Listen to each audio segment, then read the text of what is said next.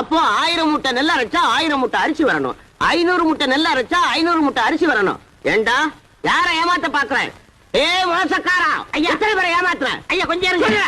நீங்க கேட்ட கேள்வி கரெக்டான கேள்வி. அண்ணே நீங்க கணக்குல மாட்டிக்கிட்டீங்க.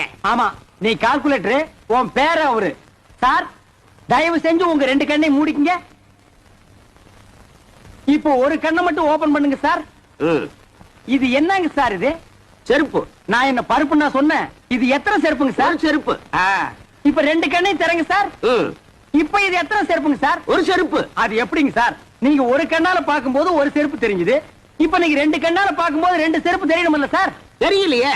தெரியலன்னா செருப்பாலே அடிப்பண்டா. ஏண்டா கொட்டாம்பளை புட்டு வந்திருக்க பைத்தியம் புடிச்ச நாயே, எங்கடா உன் நெல்லு? நெல்லா?